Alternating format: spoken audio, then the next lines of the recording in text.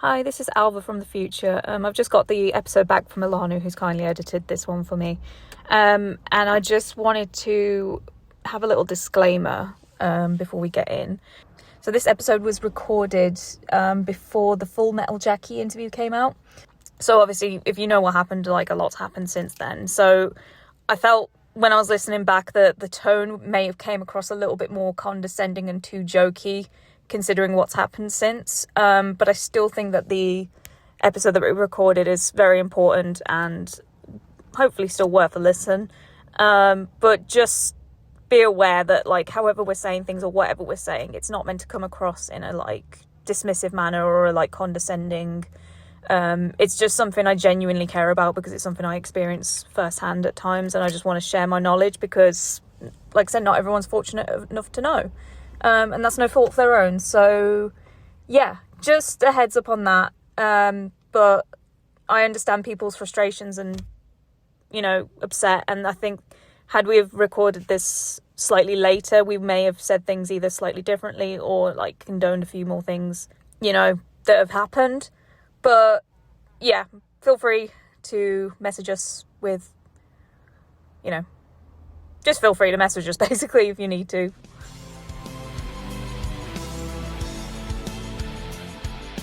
I am all ears. The Ghost Fancast. Hello and welcome back to the I Am All Ears podcast, which after today will probably be sued or cancelled or shut down. Probably. Or all three. Or all three. Today I have Alana and Kate with me. Welcome. Hello. Hello. Hello. Right. Buckle the fuck up, lads. Let's lock in. So, I have a lot of gripes with most people, let's be honest. Yeah. Especially with, and it's not anyone's fault necessarily, because if you don't know, you don't know. It's just one of those things. I just grew up reading a lot of shit, like Tobias himself. Like, I read a lot of books. My dad's in bands. And then I'll get into my own sort of thing in a minute, but I kind of dabble in the music industry myself. And when you see people have these takes that are just so factually wrong, my little autistic brain is like, I need to put this right. So I asked some of y'all, do you want to know how the music industry works and how Ghost sort of works from everything that I can see that's public record? Because a lot of people get blamed for things, especially our little king himself. And it's not necessarily his fault. Now, I am here to ride the momentous dick where Dick is riding is credited. But I will also criticize where criticism is due. But unfortunately, a lot of the criticisms I'm seeing just are, like I said, they're targeted at the wrong people. And it's like, I'm here, we're queer, and we're going to set the record straight. Oh, yeah. And I think one of the reasons I feel so passionate about this is because I'm a music photographer, and I kind of get affected by the underfunding to a certain degree. So the things I do, I'm not paid. It's just based on a mutual sort of, I'll give you exposure, you give me a portfolio type thing. And there's a lot of work that's done behind the scenes that, like, I think if you had any other job, like, you wouldn't expect to be doing for free. And it's like, you know, you have to fund your own costs, travel, website building, domains, equipment, personal hours that are put in outside of like a normal 9 to 5. And it's like, this is actually quite a common thing in the music industry where, like, things are cut. People have to talk to certain people and you don't talk to certain people. Like, I've never really interacted with a band through the job I do. And there's a lot of bullshit that's happened whilst I've been on my job that I wouldn't go blaming the band for necessarily. It's just, unfortunately, the promoters or the tour managers or whatever. Having said that, that doesn't mean that I know everything and that I'm better than anyone. So let's just dive in with what we know, what we found out, what we've delved into. Alana's got a lot of knowledge on, because you used to be a massive 30 Seconds to Mars fan who also had a lawsuit, so you've got a couple of anecdotes of that just to, like, compare and contrast. Now, I don't know how long this is going to take us because I've wrote some notes. There's a lot. What I'm going to do... Understand. Oh, fuck me, yeah. What I'm going to do is I'm going to try and make my notes in a Google Doc form, because not everyone uses Notion as much as my Notion page looks quite pretty at the minute. And I'll leave that in the description for you to have a read along to, or like if there's anything I've missed or glossed over, or if you want to like Google anything yourself that's on there, feel free. There's also a couple of visual flowcharts on there that obviously I can't put out. This is where I wish we were a video podcast, but unfortunately y'all ain't seen my mug. Yes, I mind either, because most of the time I'm just sitting here like, oh. I am currently wearing Pingu pajamas saying Newt Newt on them, so that ain't happening. And yeah, I don't know how long this is going to take. This may be a 5-parter, but we'll see. Right. Are we ready? Ready Let's and do able. Ready as I'll ever be. Right, I don't really know. I think one thing that people don't realise is, and this is the biggest misconception, which I'm going to get down to later when we get into a bit of myth busting, is a lot of people think that a record label, so in Ghost's case, Loma Vista, control everything. So whenever there's been a merch issue, it's Loma Vista's fault. Whenever something's happened with the tickets, it's Loma Vista's fault. Like I said, I'll get onto more of that later, but that is not necessarily the case. So I like to call it the 3 monopolies. And you have to kind of think of these 3 things as almost like 3 separate businesses that just sort of pair up and collaborate and talk to one another. So you've got the record label, who fund the record sometimes they don't. They fund the marketing, they control distribution, they own or control the masters in most cases, and they often have to give bands an advance. And it's big thing to point out that this is not like a gift, and this isn't like a big massive payday. This is just like you have this money to make this record, you then have to pay us back before you start making anything through your royalties. And this is like what a lot of bands get fucked over with in the other 2 monopolies and how they talk to one another, but I'll get on to that a little bit more. Then you've got the live touring industry. Now this is pretty much controlled by Live Nation, who also own Ticketmaster. Like almost every arena is, if it's not like owned by some eccentric billionaire, it's owned by Live Nation. And this is why there's so much wrong that I can say about this. And again, I have to say, watch what I say, because I technically, work for these people at times. But I can say it because I don't work for any of them. It's shit.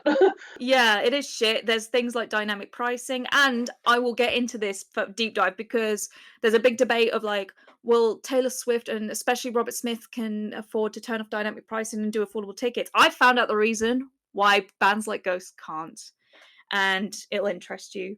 So the live touring industry, it basically runs up with a promoter will pay a guarantee or a door deal, which basically gets the artist in the venue and covers the cost. And again, similar sort of thing, they have to pull that money back. And the band as a brand usually have to cover out of that either the door deal, or sometimes in the case of like Ghost, depending on, or they'll do 50-50, they'll have to pay for things like crew, bus, fuel, flights, hotels, production, insurance, visas. And then you've got things like the management and the agents and the lawyers that will also take cuts of things. So it's just this big monopoly thing. And like I said, sometimes record labels don't have anything to do with that side of things. Then we've got the merch industry. Now, again, it varies from band to band. You get like a large advance. Sometimes these are actually more linked with the touring industry than the record industry.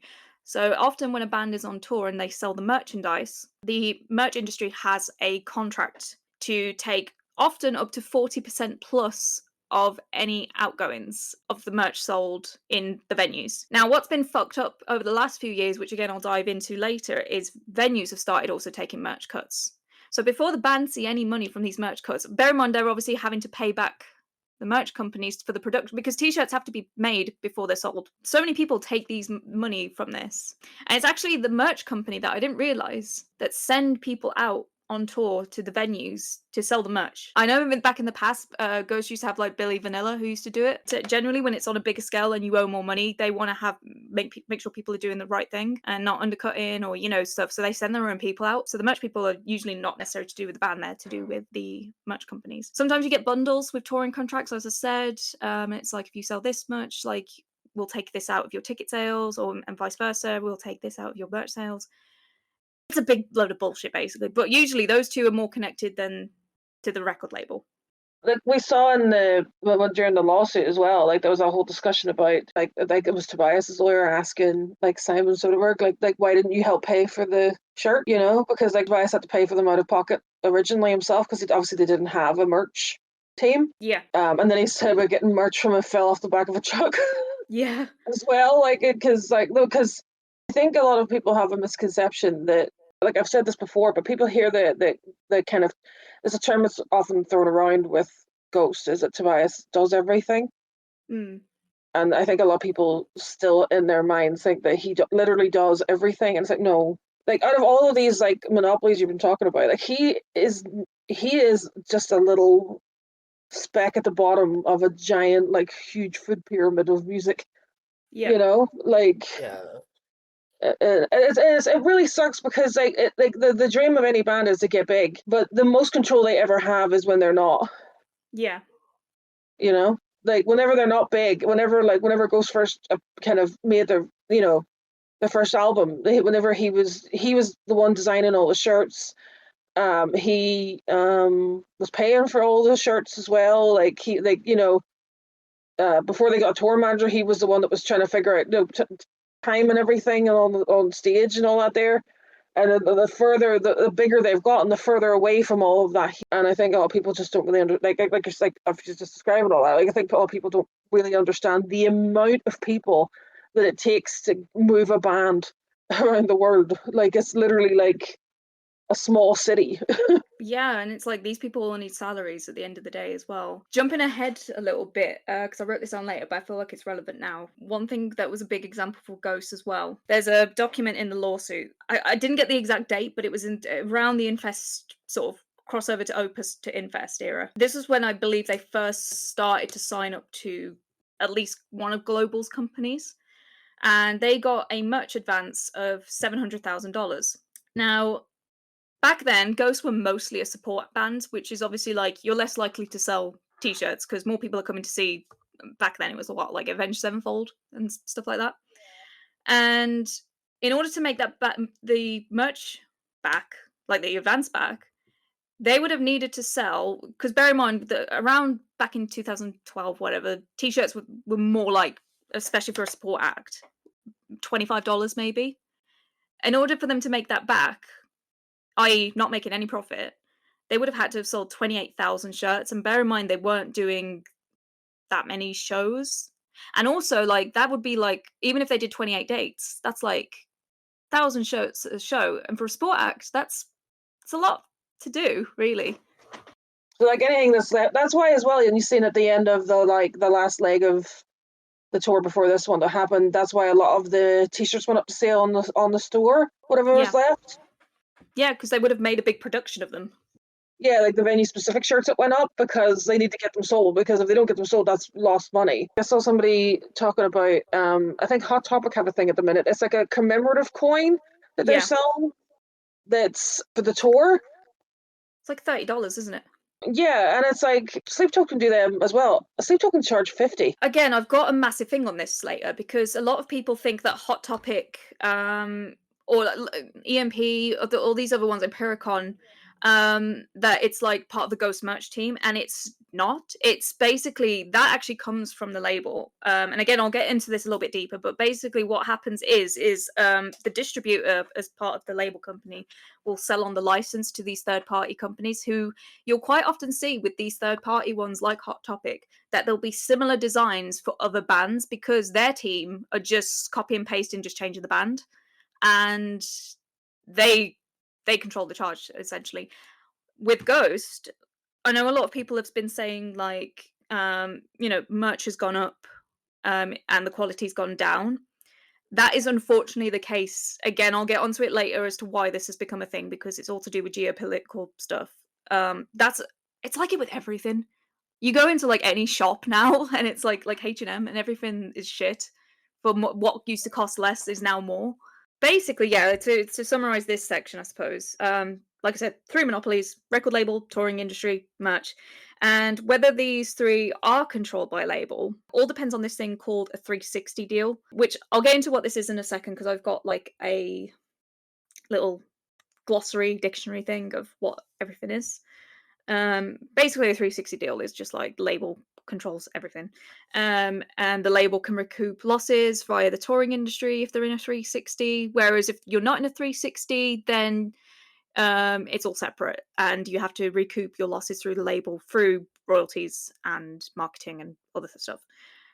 With Ghost, we've delved into like a lot of the documents that are in the lawsuits and the contracts. I can't see that they're in a 360 deal, which means when anything happens that is to do with touring or merch, i.e. the other 2 monopolies, it's not Loma's fault. If that is the case, like I said, this is just from what I can see. It's not Loma's fault. Anything to do with music release, anything like that, and even like to some degree the marketing, that is Loma's fault. Go and hound them when hounding is due. If it's a merch issue, go to Global. If it's live touring industry, go to fucking Live Nation. It's direct your angry emails to at .co.uk. It's like, it's one of those things where it's like, again, like, we're not telling people not to be. Oh yeah, don't not be mad. Yeah, you're allowed to be mad. Be mad at the right person. Yeah, but exactly. If you're mad, aim it at the right person. There is so many things I'm pissed off about, but I promise you, actually, it's actually kind of reassuring when you know all this, and it's actually slightly calming to know that this isn't the band personally trying to piss on your parade.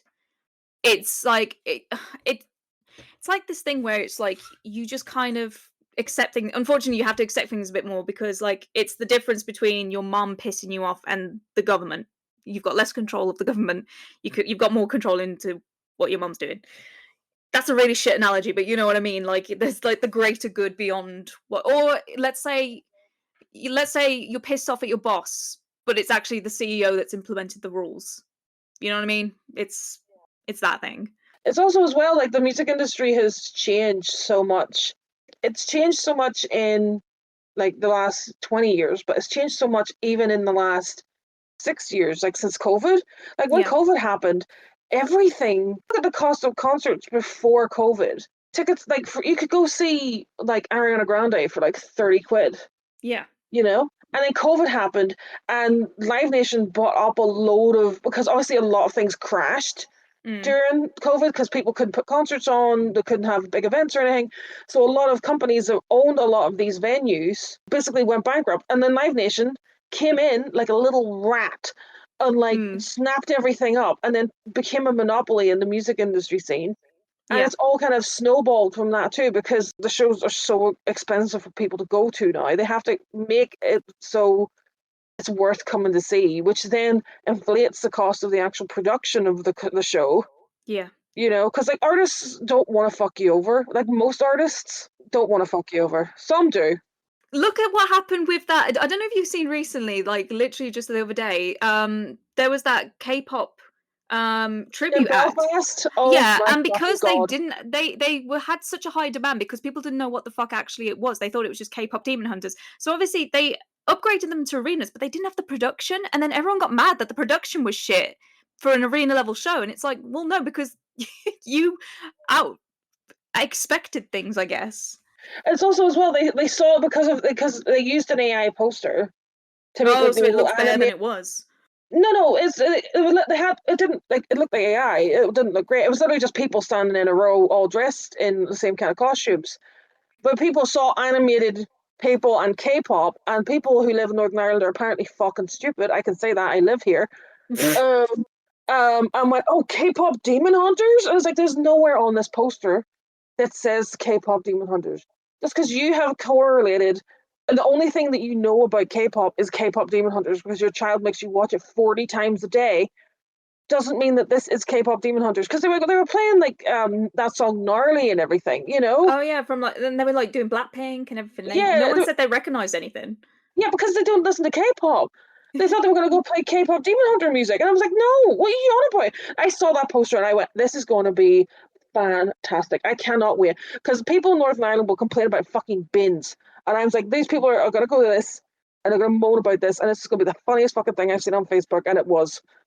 Well, with that in mind, given the general population tends to be this stupid, can you imagine the uproar if Lady Gaga went on stage just with like a black curtain? Because this is the type of thing, like, we as music fans, Yeah, we understand, we have the passion of like, she could go up there and sing, or like Tobe could go up there and fucking sing the alphabet, and we'd be like, we'd probably pay it.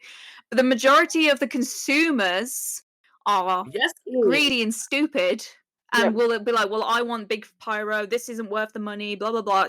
So there's this thing of like, the bands have to feel like they have to put on more, but then that costs more, they charge you more.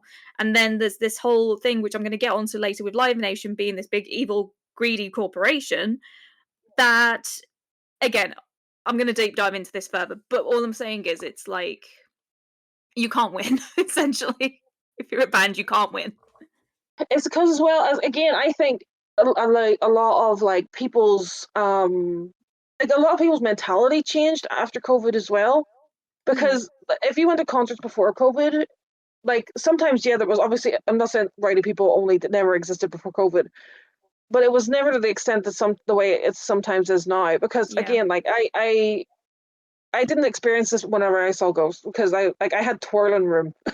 People were so polite. I was like, oh, this is fantastic. This is beautiful. What is happening? You know? But there's a girl I saw online, and she's like, like the girl, I think she's like in her 40s, and she was like, I've been to really heavy black metal, death metal shows, and I've been to like really calm older metal shows. So she said, I've the gambit of shows. She went to see Sleep Token. She said it was the worst venue, like the worst crowd she'd ever been in. Like she said, people were so demanding. Like she said she was like 4 or 5 rows from the front. She said a girl grabbed her by the hair and punched her in the head to get her spot. Oh my god. I would like to have a personal shout out to the person in. Actually, I'm not going to say where, because it may come back to them, but you know who you are. Why was you grabbing my fucking ankles and my feet to lift them up to find the fucking pick that was thrown at you? Please don't touch me. I literally do not mind. This is the thing. Pre-COVID, I've been going to shows since I was like 10. I've been like sneaking in. And I've been going down the front, and I've been pressed against the barrier. I've been coming out with bruises. I am used to crotches up against my ass when the headliner comes on. I ain't got an issue with that. But yeah, like, I have an issue with people physically moving my arms or my legs so that they can have their moment. But going back to what you were saying about COVID, and again, I'm going to get into this a bit further down the line, but it's really true that even though we're like 6 years, well, we're 6 years sort of when COVID started, but really gig industry only started picking back up again in like sort of 2022. And Toby said himself, like, people were having to bid more for like buses and things because everyone wanted to come back and tour. So they were having to pay more for buses and outbid each other, and hotels and venues and such and such. And I wouldn't be surprised if that still hasn't had a knock-on effect this far down the line.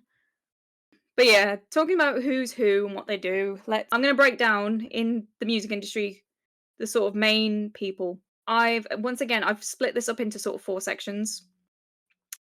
So you've got what is essentially called the core team, and this is management, and they oversee the artist pretty much their entire career. They plan the long-term strategies, they coordinate with the labels, agents, PR, touring. They pretty much do everything. They approve all the major decisions. They often negotiate the deals with the lawyers backing.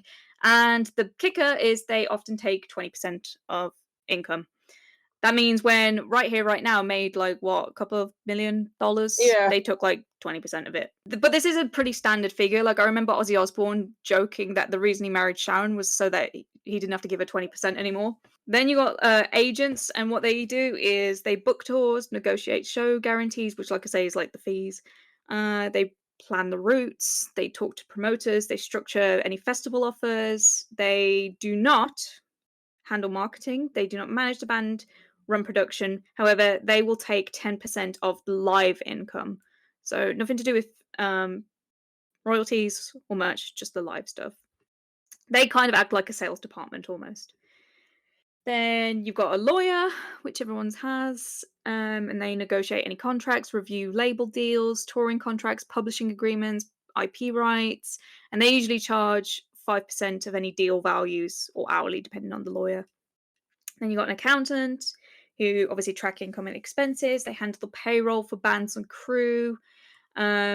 This is again who they're above or below depends on the structure. With Ghost, I believe it would be just under that. Like Rick Sales probably have their accountant, but Toe probably also has his accountant. And from what we saw in the lawsuit, like I said, the band members were invoiced through Tobias rather than the management. So whether that's the case now post lawsuit because of obviously what happened, don't know. But back then, it was through Tobias. They'll obviously look at taxes because a big thing that came out actually in the Swedish press round about the Linköping show time was they were kind of talking about Tobe's earnings, and it was like he paid like so many fucking millions in tax to the US and like almost not even half of that in Sweden, which is his like residency essentially. But obviously he has to pay it in the UK because he's got a UK business, and there's a lot of tax involved. He's paying tax into 3 countries essentially. The accountant also does tour budgeting and royalty auditing. Then obviously I've just wrote down you've got Tobias, the artist. He's just there, I guess. And then the final person in the core team is the A&R, and they work for the label. So they'll sign artists, they'll oversee the album creation, they'll connect with the producers, give feedback, and usually like reports internally to the label executives on how things are going. Yeah, so that's the core team of like who runs the majority of the ship, basically. Yeah. Then you've got the label side. Now, you got a product manager who coordinates the album rollout, the marketing timeline, and syncs with PR and radio teams.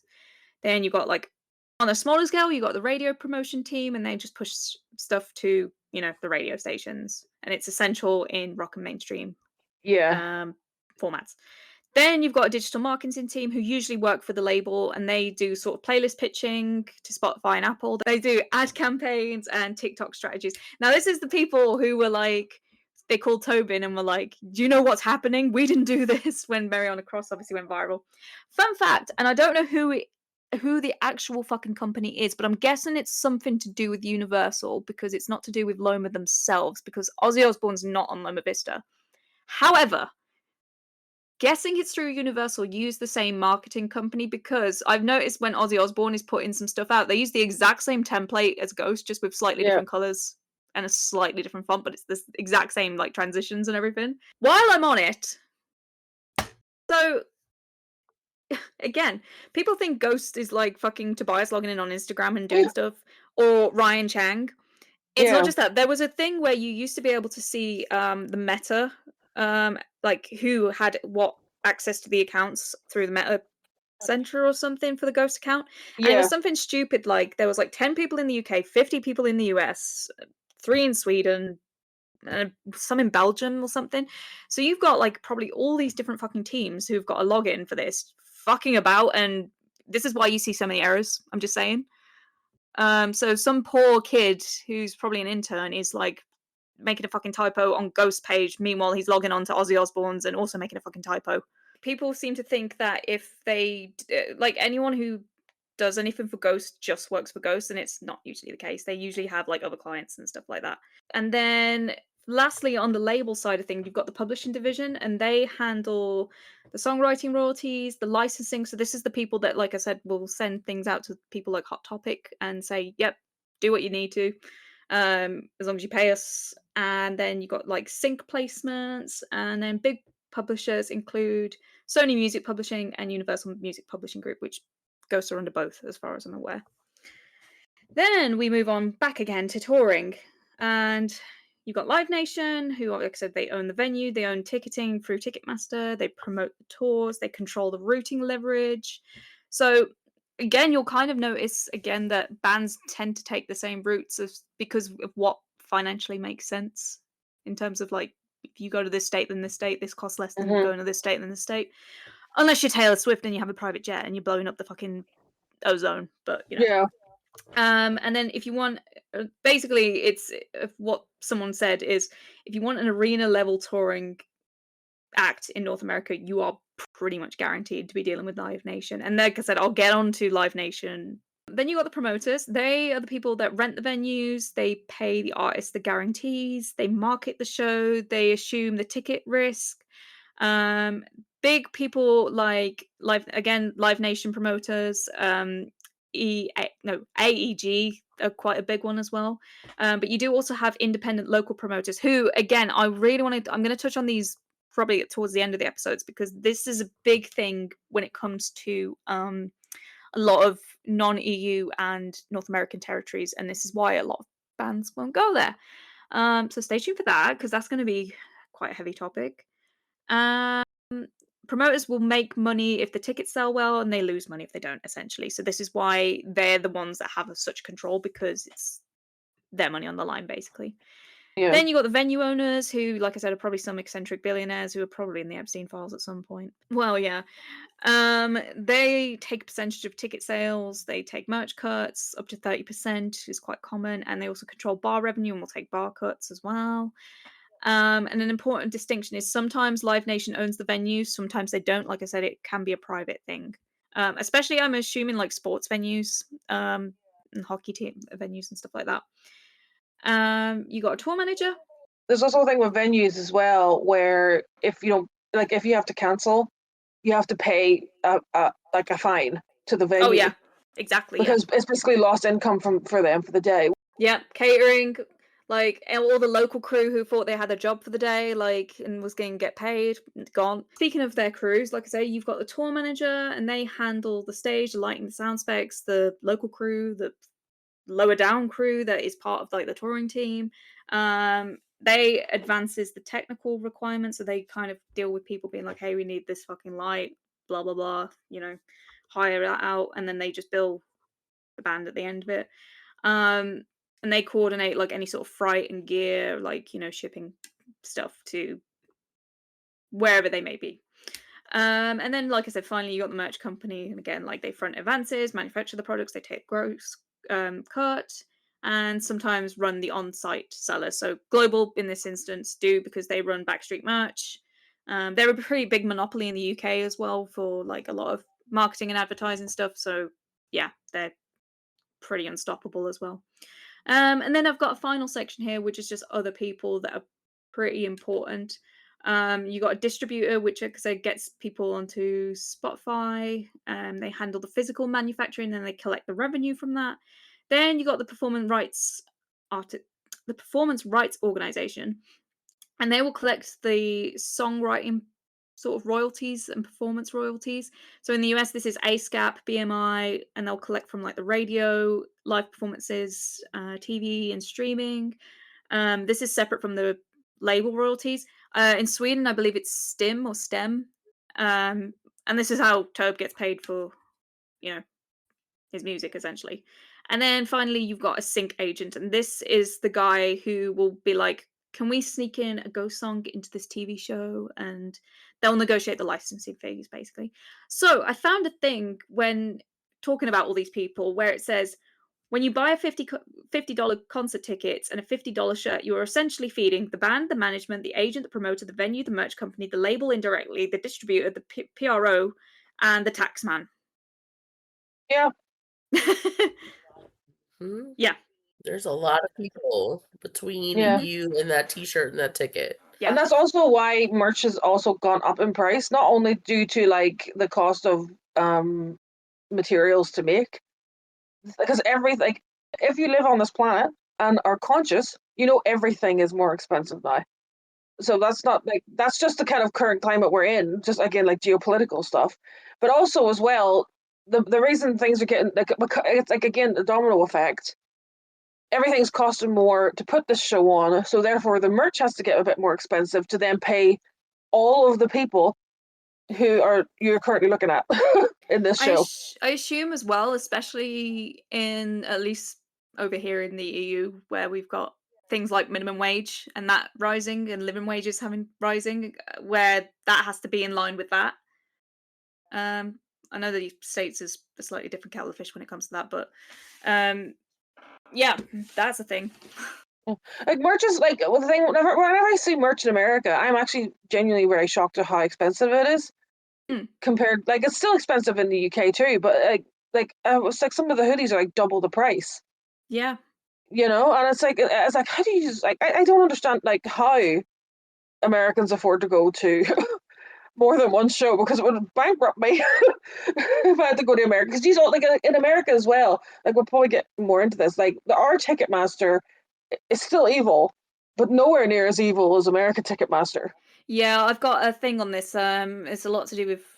There's a lot of law. We've got a couple of laws in place that Yeah, sort of. thank God for the EU. Like I will say, look, we're quite lucky that even with, like I said, Brexit fucked us in a lot of ways, but a lot of our laws are still very similar.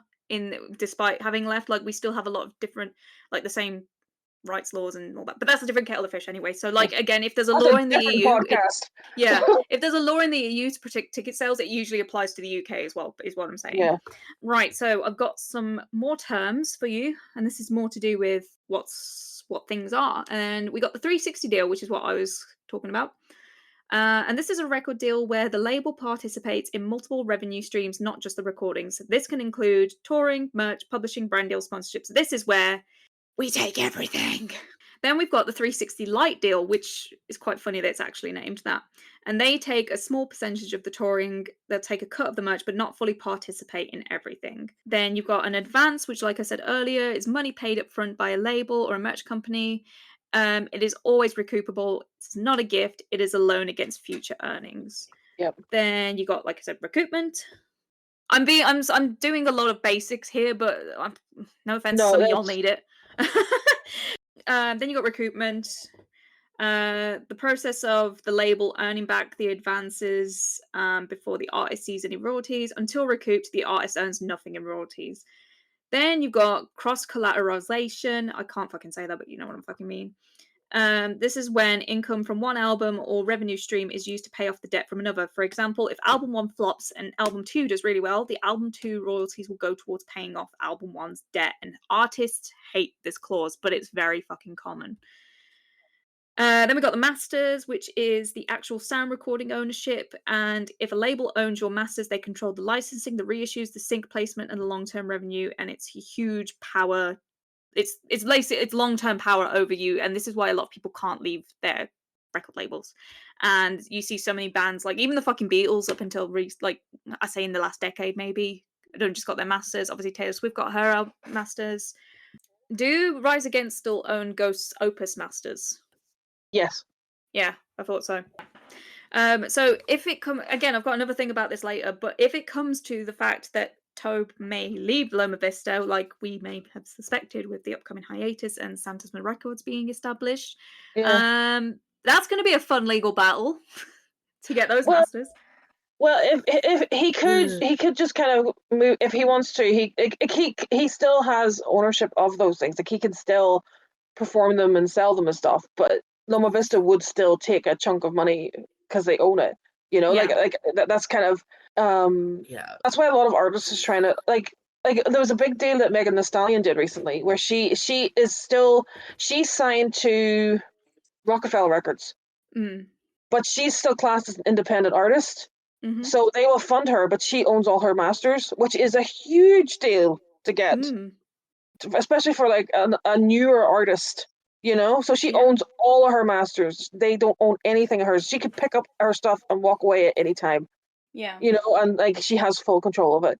And I think that's absolutely amazing. And I think more artists should be given deals like that, you know? Like we will fund you to do whatever you want, but you can keep your things. And a lot of artists don't have the opportunity to do that because see, Megan Thee Stallion was doing very well on her own anyway.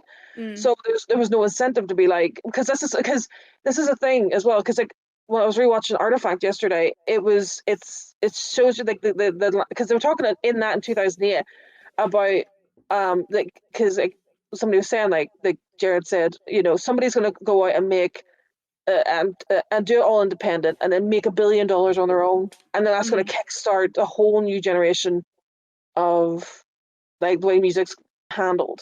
And Mhm. because of the way it's so much easier now to make your own records. Like you see it on TikTok all the time. These people producing like high standard quality recordings at home. Yeah. They don't need to like having a big studio and everything is fantastic because you have obviously access to all of the things. Mhm. But like programs are so good now that you can do them at home. Yeah. So like labels have to offer more now to try and get these people to not be independent anymore. Mm. You know, people are getting smarter to it. Like people are like, I don't need you. I've literally had a song that's like 15 million views on TikTok. Mhm. I don't need you. You know, like so labels are starting to have to like give people like Megan Thee Stallion these deals of like you can keep your masters, you can do all this, but we'll fund you and you can go on this big arena tour and you know. So it's funny to watch the kind of the environment change because before you had to have a label. Yeah. It was do or die. You had to have a label, and now you don't need one. And so now they're trying to stay relevant, which is also scary because you know they want to cling. The ones, especially the ones that have the older deals in place. Yeah. You know. Oh, But this will be interesting with, like I said, Tobe's got his own studio now. It yeah, seems like his deal may be coming to an end because I don't. A lot of people don't realize you owe a label a certain amount of things. I was reading Ozzy Osbourne's latest book, and he was saying like even up until before he died, like he yeah, owed like an EP and he owed like a live album yeah, and like you don't think it's some people think, "Oh, you've just gotta make sure you do, like, 5 records." No, you owe, like, all these other different things. yeah, And it's Ghost has got to the point now where they have quite a lot behind them, yeah. and They've 6 records. What, like 6 full records. They've how many EPs and, like four live EPs, come a up. like 2 live albums, a live movie. Like Yeah, more yeah, to come 2 of those 2 more to come up, like, a movie and another live album coming out. yeah, It could be like that. I mean, some are really extreme and you owe like 10 albums, but like I imagine a smaller label like Loma wouldn't have where Ghost was at the time wouldn't have expected that much. So yeah, stay tuned for that, I guess. It'll be interesting to see after what if this hiatus is, let's say, 3 years, then what who that comes out of next.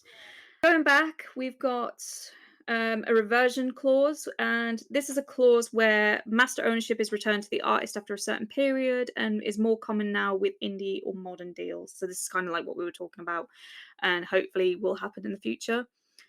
You got a guarantee, which is the minimum amount that a promoter agrees to pay the artist for a show, and it's safe for the band, but it's risky for the promoter. And again, this is why, you know, Ticketmaster quite often pumps up prices. Then you got a door deal, and this is instead of a guarantee where the band gets a percentage of the ticket sales, but the risk shifts towards the artist. So if the artist doesn't sell very well, then obviously they lose a lot of money. Then you've got a back end, which is the percentage of profits after the costs are covered, and big artists negotiate strong back end participation. And then finally, you've got a radius clause, and this is a clause that is preventing an artist from playing within a certain distance of a venue before or after show. Used by festivals a lot and promoters to protect ticket sales. Download Festival does this a lot. So it's usually a case of if a band announces a tour for around sort of June, yeah, like May, June, or August, September in the UK, you pretty much know they're not going to play Download, or if they are going to play Download, you know they're not going to tour until like the winter, yeah. basically. Or at all that year. Yeah. So, yeah, those are pretty much some of the big terms. Next thing I've got is I can't actually remember where I found this, but it was like if you're going to explain this fictional band who again may work differently to Ghost, but this is like a stereotypical what happens in most cases bands. This is basically set up in 5 phases. So let's dive in. So phase 1 is usually the record deal. Let's say this band, they've been working on the underground for quite a while. They signed with a mid-sized label distributed by, let's say, Universal Group. And the deal terms are that they're given $500,000 as an advance with an 18% royalty rate, a 360 light deal where the label gets a small percentage of merch and touring, and it's a 2-album commitment. So that 500k is recoupable and is a loan against all royalties. Now, that 500k in the cost of it actually goes towards the producer for $75,000, studio time for $120,000, mixing, which is 40k, mastering, which is 50k, videos for 2 singles, which costs $120,000. This is where Ghost differ, because from what I can see, Tobias puts a lot of his income that he's saved into Yeah. this. Photographers, so if you want to get like Ross Halfon to do your album artwork or whatever, that's 25k. PR campaign, which is 60k, and then miscellaneous costs, which is 45k, which totals up to the $500,000, but the band actually pockets zero. Yeah. Next, they go through the album release. The album drops, and in the first year or so, the numbers add up to 40 million Spotify streams, 8,000 vinyl units, 5,000 CD units, and some Apple and Amazon streams.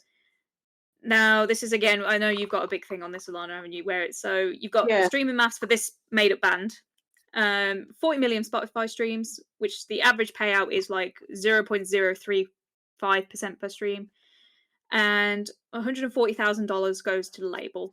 So the band wouldn't get paid until the $500,000 is recuperated. So that means that the 140k that they've accumulated is actually just being taken off the debt, so they still owe $360,000. You've got some maths on Mariana Cross, haven't you, with this? Yeah, I had worked it out. So basically, if we're going up Mariana Cross, it's currently sitting at 890,580 and 961,000 streams or whatever, math words. So it's nearly $1 billion streams. So the average artist, the kind of average is you said 0.0035. Yeah. What I found it's usually like 0.00238 of a dollar, which is kind of like that's. I assume it's dependent on currency and fluctuations and it depends on like the size of the artist. Like obviously, like some artists will make more, because I guarantee you Taylor Swift is not making 2/10 of a dollar off of her music, but like average would be that. So if you take that, the song has generated $2,119,582, but then the label will take a huge chunk of that. From what I found out, because again I was going off of the Artifact documentary, he said about 85%. So that's $1,801,645 is gone, just gone. That's why they're the label. So then that leaves him with $317,937. But then you take that and then you half it again, because Tobias's management takes like 50% of his whatever he earns.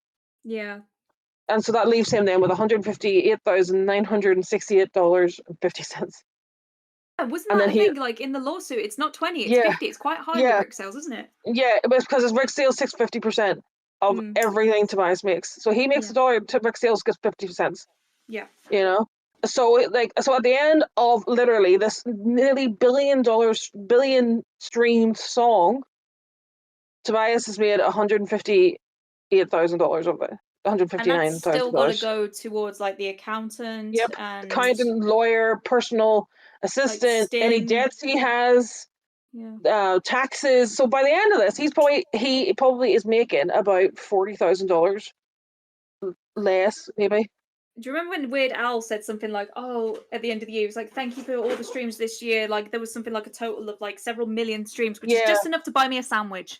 Yeah, like literally it goes the whole way down, because that's why as well, like a lot of bands will because like people always laugh at Ghost and the merch that they make. Like the people say they'll just slap Ghost on anything. It's like, yeah, because that's where most of the money is going to be made, because streaming doesn't make fucking anything. I remember, I think it was Chris Catalyst before he left. He said something that like bands are basically touring t-shirt salesmen now, because that and bear in mind the cuts are still getting more and more with venue cuts and everything. And production costs at the minute, and it's like, but this is like literally the only way we make any sort of money to recuperate the debts that we owe to the other monopolies, essentially. And then you got the touring cycle, and now, like I said, a band like Ghost is really going to rack up some debt because of like Oh yes. production debts, like paying 50 billion people that are involved in this whole thing. But let's use this imaginary band scenario again. They book a 30-date North American headline tour, and the average guarantee for a show, for, like I said, this is an imaginary band. This goes, let's just say $40,000. They do the 30 shows, and the gross tour income is 1.2 million. Then we have to subtract the tour expenses. So this imaginary band has an eight weeks of tour buses, which cost $180,000. Crew wages, which is $220,000. Production, so like the lights and stage, $250,000. Hotel, $90,000. Fuel, $70,000. Flights, $60,000. Insurance, $40,000. Rehearsal spaces and rehearsal fees, and the crew involved in that, $35,000. Agent 10%, which is $120,000, and the management, who, let's, for this imaginary band, this scenario used 15%, was $180,000, which basically leaves the band at a negative $45,000. So they've made nothing, and they're actually $45,000 in debt. Now, here's where merch comes in, and in this imaginary scenario, it seemed quite nice, but I doubt it works like this all the case. So they've put the average shirt at $45. The venue takes a 25% cut, and the band merch company keeps the remainder. The merch company takes out 35% of the gross after the venue cut. So if they sell $100,000 of merch in a night, the venue will take $25,000, and the remaining is $75,000. The merch company will then take 35% of that, which is $26,250, and the band will get $48,000. Over 30 shows, let's say the average is $60,000 per night. That's 1.8 million total merch revenue. But after the venue cuts, the merch split, and the band may see roughly $800K. But the first $300K repays for the merch advance, and then they usually have to pay back any debts from that. Which, that bit sounds nice, but then you've got the settlement after 18 months, and the label still hasn't fully recouped. This is the thing. So a lot of people, when bands get money, if they do make a profit, they'll usually have to set it aside because there'll be a debt later down the date, or like if they're not touring for, if you know, say if they're going to go on a hiatus. I know certain members of the crew, like they have to manage their wages. So let's say they may have got like 20K for a tour cycle that lasted 3 months, but then suddenly, oh, our band's taken 3-year hiatus. That's got to last them till they get work again. So yeah, the settlement after 18 months, label's not fully recouped. The band hasn't received any royalty recordings yet. Touring, the roughly breaks even after all the expenses, and the merch generates the profit. After the tax, they may get $300,000, but that's got to be split then to, let's say, a band of 4 members. They might get 70K each before tax, and that's for 18 months worth of work. And that's like an average wage, really, for 18 months worth of work. It's not insane. A lot. It's like, whenever you see artists like Taylor Swift is a perfect example, because that woman is insane. Like the amount of money she generates. Like she will sell, like there's usually in venues as well, when you say like there's seats that they won't sell because they're behind the stage. She sells every ticket. Yeah. Like even when sitting behind the stage, and then they put screens up, so you're basically in the venue watching a live concert movie. Yeah. That's in front of you. You know, and like Taylor Swift fans love it because then they get to see her coming on and off stage, and I'm like, you guys are insane. I would never. But those tickets are obviously like a lot cheaper than the ones that are, you know, the normal people seats. Yeah. You know what I mean? Yeah. So like she does all that there, and then she releases. Like, she's kind of infamous for releasing like 90 versions of the same album that has little different tweaks to it. You know. It's like she releases the main album, and then she's like, oh, here's this special edition that has voice note recordings that I did of the album. And then here's another version that has an acoustic version of this one song. And then here's another version of the album that has an acoustic version of this song. And here's another one that has this, you know. And her fans will buy all of them. That's why she Yeah. makes so much money. She is like literally, she's Disneyland. I always joke and say Metallica is like metal Disneyland because they have like the way their tour works is nothing like the way anybody else's tour works because they have deals with hotels and everything. Like you can literally book your hotel through the Metallica website when you're going to go Yeah. see them, buy tickets. Like that's insane. You know what I mean? That's absolutely, it's like, what do you mean I'm booking a hotel through Metallica.com? You know what I mean?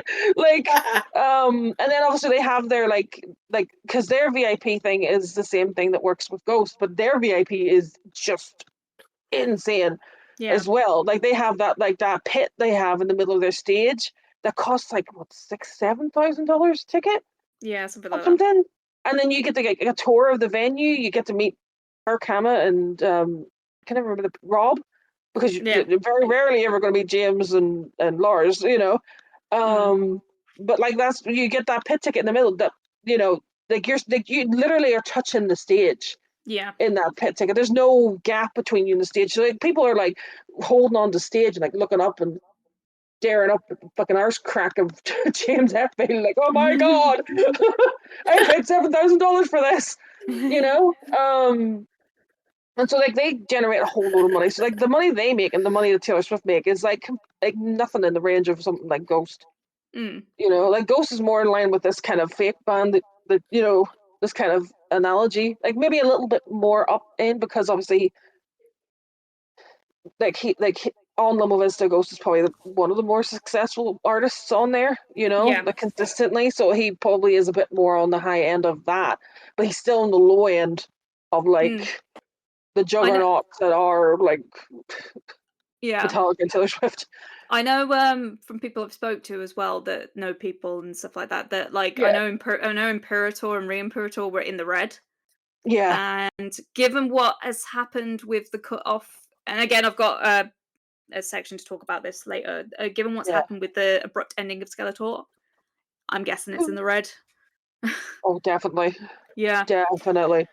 Um, but so let's talk a little bit about how Ghost is set up. Now, I have a chart that I have made because I was like, okay, maybe I can read this out, but I actually can't because it's not like it's kind of a hierarchy, but people go off to the side and then it loops back around. So I'm going to put this in a link to this in the notes, and I think I'll put this on the I'm All Ears podcast Twitter to Yeah. have a look at.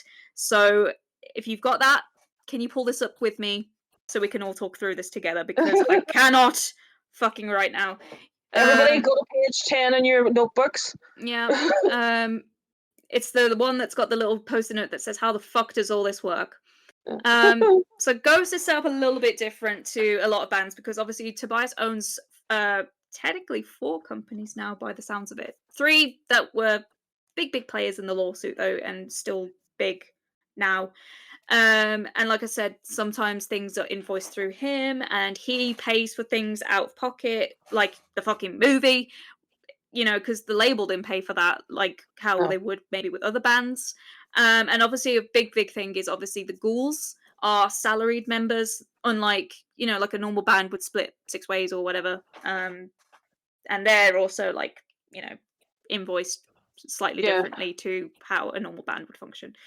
But we got besties companies. Now we've got Papistrella Limited, and this one is UK based, and at least it used to handle a lot of the merch. I think nowadays it's more of a payroll for like UK based staff members and accountants and things like that. Because back when the wine came out, that was copyrighted as Papistrella Limited. So I Yeah. think it does stuff, but I think it more handles that kind of things. But then we got Svensk Drama Pop, and this handles a lot of the recording side of things and also some merch. Like on some of our t-shirts, you'll see there's a little copyright saying copyrighted Svensk Drama Pop. That's the Swedish based one, and obviously I'm assuming that's there for Swedish tax purposes, like Papistrella's there for UK tax purposes. Then things got interesting. So when we were looking up stuff for the lawsuit, we knew that he had a company called Phantasma Touring, which is based in the US. A lot of that has disappeared now. as of April last year, and he opened up Papistrello touring in the UK. So whether Santasma is still running, I don't know, but it made me think because funny enough, Trump had just got into power.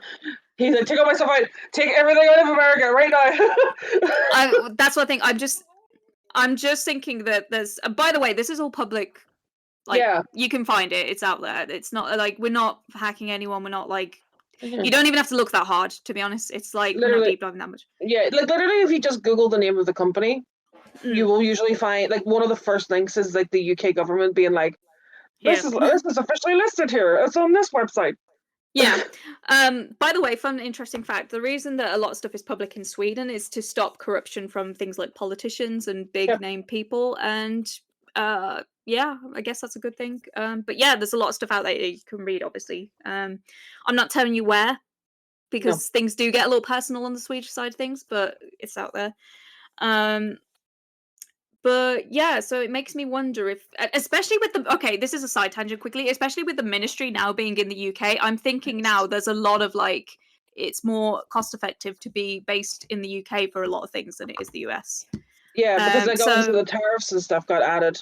exactly, yeah. So we love our secondary citizen Tobias Forge. And then finally we have a fairly new company that I noticed this was a thing with Phantomime. Yeah. And when Epitome of Darkness got re-released, we had Oh. Santasma recording. Yeah. So, are we finally free? Is this going to be his record label? Oh, I would love it. It's like the thing with running a record label is, again, I'm going back to the Artifact documentary. Like that was a thing that was up in the air whenever up in the air. When 30 Seconds to Mars got sued. They were like Jared Leto was like, should I make my own record label and just release it through there? And he's like, yeah, but if I make my own record label, that then becomes my entire life. Yeah, there's a lot of admin. You know? Yeah, there's so much admin.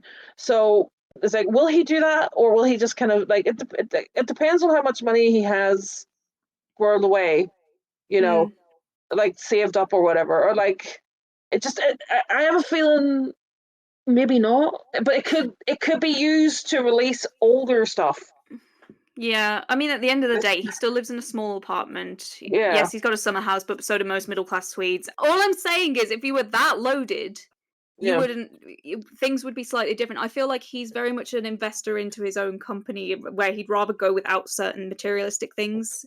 Yeah. And put that aside for a rainy day to put into the the company, and this is probably why he can afford a bit of time off as well now. But I think the reason that I'm guessing is Phantomime got released on Phantasma instead. Was it Phantomime? Something between the Skeletor era and Impera era anyway got released on Phantasma, and I'm guessing it's because possibly especially because it's an EP. You know what I was saying about you have to owe EPs? Yes. Maybe he didn't owe any more EPs. He owes albums still, which is why Skeletor probably got released through Loma, but he didn't owe any EPs, so he could release that how he wanted. And maybe that's he might be getting a bit more income if we all go stream Phantomime. It's going directly to him. You were right about Phantomime. It was also distributed Phantasm. Yeah. So maybe that is something where he's getting a bit more. Basically, let's all go listen to Jesus Knows Me 50,000 times, and you'll get more bank. Also, release fucking Past Flora on Phantasm recordings. God damn it! Please, you'll have. I will give him so much money. I will give him so much money to do that. I don't care. You know what I mean? Like, here's a special edition printing of this thing. It's gonna cost 50 quid. Take it. To fucking give me it. You know, like. Yeah. Because like enough people, I every time we talk about this, I get really annoyed because enough people have already made a fuck ton of money off of that, and he hasn't. He deserves to make a fuck ton of money off of it, like. Yeah. Because like especially after he described it as like sending out a love letter and not getting anything returned. Mm-hmm. I'm writing. I want to send it. I'm writing back right now. Pills and everything in it. Just give me an address. But yeah, like I just want like Past Flora release all of the old Repugnant demos you know, also vision stuff properly, you know, like, own your shit, Forge. You know, now that he's, especially now that he's getting a bit more, like, because obviously, like, the veil is kind of, like, falling off a little bit, because obviously, like, with Perpetua, it's like the half mask, so he's, Yeah. obviously, his face is more up there now. It's like, just own your shit, you know? But you can, like, and put it out there, make the money off of it, because people will buy it. You know, like, we're nuts. Yeah, for real. Yeah. Talking of nuts, okay, this is where I need y'all to pull up this little chart that I've put. I've kind of, Okay. to put this into most basic terms, again, I've split up the 3 monopolies, but I've joined them all at the Rick Sales Group level. Yep. So you've got the touring, the music release, and the merch. Now, on the most basic level, I'm going to say this because if you have got it up, you can see a bunch of side people. It goes for the touring, Live Nation and Ticketmaster. Then on the same level, you've got independent venue owners and small local promoters. Then for Ghost, you've got the K2 agency and the independent group, which are the booking agents for Ghost. Then it goes Rick Sells Group, and then it goes Phantasma Touring / Papastrello Tobias Forge. Now, if we pop up to Rick Sells Group again a little bit, off the side of that, they're the ones who get the tour manager and production manager. So they're the ones who hire that. Obviously, I'm sure they'll, like, Toad will have an input, be like, yep, cool, we'll go with this guy. From the tour manager and production manager, they're the ones who hire the crew members. And they also will then go and source the VIP team, they'll also source the accounting, and then they'll also source the live musicians. That is the ghouls. But obviously they'll take who they found to Tobias and just be like, listen to their demo, or listen to this, or do you like Yeah. this, blah, blah. But they will be the ones to source them.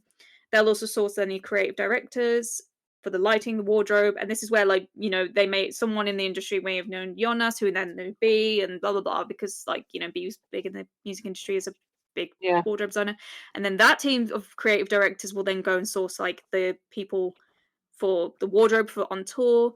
And also the tour manager will then go and source, like, the riggers, the security, the roadies, and the company touring crew, the buses. They'll sort all that out. So it's not even Rick Sells that's sorting that out. That is a secondary person aside from them who's in charge of the tour. So whenever people have, like, any issues with anyone in the crew or anything like that, it just knows Yeah. the tour manager's fault. Blame them. And then go to Rick Sales. And then blame Rick Sales for picking that person. Yeah. And then in terms of the music release, it goes Concord, who are, like, the parent company of Loma Vista. And off to the side of those, you've got the Universal Group, who are the distributor, as well as Republic Records, who is, like, Loma's EU partner for any non-North American territories. Then it goes Rick Sales Group.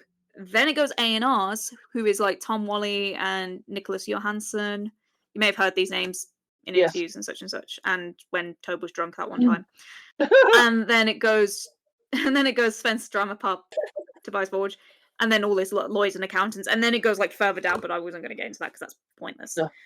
And then Once you hit lawyers, you're just like, who cares anymore? yeah, at this point, it's like the photocopier who does the accounting and who writes the books up. You know, we ain't going that deep. Then with the merch company, Rick Sales will then usually source the merch company. So it starts off with Rick Sales, who have then gone to Global, who are then going to use their little side business called Backstreet Merch, who then may have in and outs with both Rick Sales and Sven's Drama Pop to what's going to happen. But, like, I think it wasn't even in the Nardwuar interview, Tobe was like, yeah, they come up with the darndest things. I tried to, like, say yes or no, but, like, I used to get overruled because I don't know what a 15-year-old wants and stuff. Yeah. So I think he used to have a lot more say, but then as time goes on and obviously Ghosts get bigger, they just want to slap Ghost. Like I said, like, they just want to slap Ghosts on everything. And bear in mind, like I said, the label, I said this earlier, the label have their own third-party people that they will send the licensing to, like Hot Topic. And, I mean, Loma themselves have got their own merch company as well, but that is a separate entity. Yeah. But yeah, so many people. There's so many people. But yeah, have a look at that flowchart, and then if you want to cry like I did making it, you're welcome. Yeah. Right, this is going to be fun. No wonder. Honestly, just looking at the amount of people that are involved here, I'd also want a hiatus. Yeah. After doing with all these people, I'd be like, you know what? Actually, I want to go and sit in my room and watch Italian horror movies. Not being funny, if I got blamed for something that the tour manager did via a crew member, I think I would want to like fucking quit. I'm gonna go lie down. You all argue with yourselves. Y'all can handle this by yourselves. Goodbye. But it's just insane the amount of people. It's like because music industry's changed so much, like especially in the 60s, like back in the 60s, like even like 50s, like because the record industry isn't as like old as people think it is. Like the kind of modern version of a recording industry started like in the 50s. Yeah. You know, and back then you were dealing directly with the person who was going to be putting your record out. You know, like the person who was putting your record out was also the person who owned the company. Mm-hmm. You know, and then as time went on, like a lot of these companies, because like again during the lawsuit for 30 Seconds to Mars, what's going on was they were in the middle of renegotiating their contract, and there was another company called Terra Firma that kind of came in and bought EMI. Terra Firma is not a record company. Yeah. They are like a big kind of conglomerate that will just buy other companies and then make them make money and then they sell them off. Mm-hmm. But while that was also going on, there was another group above Terra Firma called Citigroup Yeah. that was trying to buy Terra Firma because Terra Firma owned them money. So by the end of this, like the year of the lawsuit that happened with 30 Seconds to Mars, Terra Firma had bought and then lost EMI. Mm. You know, and in that process as well, they had basically gutted EMI of like all the people who worked there and put all people in who don't even know how the music industry works. Because a lot of times as well, people seem to forget that yeah, Loma Vista is a recording, is like a record like a record company. I guarantee you, 90% of people there don't know how the music industry works. Probably because especially there was a smaller startup company of like Yeah. some other guy. Yeah, and as it gets bigger, they have to hire more people, and they want to hire people who make money. They don't care about. They don't want to hire people who have, 40 years in the industry or 20 years in the industry or whatever. Like this guy makes a lot of money. Mm-hmm. He has no idea what the industry does, what the industry is. You know, because like not even within the music industry, like Xbox, the head of Xbox, Phil Spencer, he's just announced he's retiring. And he's been replaced by a woman who worked on an AI company and has never worked in the gaming industry before. Oh, great. What the fuck is she gonna do? You know what I mean? Like, so like this, like this is a whole thing. Like the industry right now is being run by people who don't know what the industry is, and all they're seeing is dollar signs, and they're not seeing enough of them, which is then why they start squeezing bands to do more shit. It's like, I bet as well that it's like they're kind of looking for viral moments rather than actual any long-term success and like stability. Yeah, they want the TikTok moment. They want to go viral on TikTok now. They don't want that, because records don't sell the way they used to. Because like back in the day, records would sell like 2, 3, 4 million copies. Ghost got the number one for selling. I think it was like 60,000 copies. Yeah. That's nothing. What compared to what, like that wouldn't have even got them on the chart 15, 20 years ago. Mm-hmm. You know what I mean? Now it gets them number one. Like that's not saying like, again, I'm not saying that's bad. I'm just saying like the way people consume media has changed. So physical media sales are really low now compared to the streams. People, they want all the songs, like the streaming. That's why they're still pushing Mariana Cross. Yeah. Like 2 years later, because it's a song that's nearly at 1 billion streams for Ghost. It's the only song that Ghost has at nearly 1 billion streams.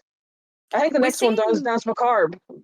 We're seeing it a lot as well, where like you say, like with it happened with Mariana Cross, it's happening with a lot, especially because of Stranger Things. Like old songs are becoming more popular than they were back in the day via streaming, but maybe not record sales, which is insane. And stuff that like there's been a few incidents where a song may have done well in the 80s, but like it wasn't like a major thing, and then suddenly like 4 decades later it's become platinum and billion streams. Running Up the Hill. Yeah, or like what's that song by the Cramps? The Cramps that was in Wednesday. Google that one. And also as well, even Wednesday, like Bloody Mary by Lady Gaga got put onto an edit of Wednesday Dancing, and then that made that song, which wasn't even a single. No, I was gonna say. Hard, you know what I mean? Like that's what they're chasing now. They're chasing like a TikTok edit That's why you see as well now a lot of social media pages for artists. Like you'll look at it and be like, oh, this is a funny edit. Wait, hang on a minute, this is the official page. Hmm. You know, because I saw one, like I was scrolling through TikTok and one popped up and it was like an edit of two characters from that new Game of Thrones show. And the tag writing on the page said their AO3 tag must be insane. And I was Yeah. like, that's funny. What do you mean this is HBO Max's official page? How What? do you know about AO3? Yeah, so they have this poor social media person who's now making all these edits for them. Hmm. All I'm saying is if Ghost ever want me to do it, I can totally do it. Please, I'm begging. I can totally make your page look like this Viral. a normal person made it. Um, But yeah, that's what they're chasing now. They're chasing all of that, and that's where all the money's going and coming from. And it's absolutely. also really bad for artists for that because as well, I remember what was it? Because like you used to see back in the day as well, like the concept of a song lasting 5 minutes Mm, was not odd. yeah. You know what I mean? We've kind of gone back to the way the music industry used to be, to like two and a half minute songs. Because like, whenever the music industry first started, that was because they couldn't. That's all they could fit on a vinyl. That, and Now also, do it's you remember like Bohemian Rhapsody was thrown out because it was 6 minutes? yeah, Almost. you have that bit from the thing. You know, Your it's movie. 6 bloody minutes. I pity your wife if you think 6 minutes is a long time. Yeah, but like back whenever vinyls first came out and stuff, like that's like 2 minutes of a song is what they could fit on a 6-inch. Yeah. You know, now it's because that's as much time as anyone will give attention to a song. Yeah, and You that, know? I mean, we can talk that for.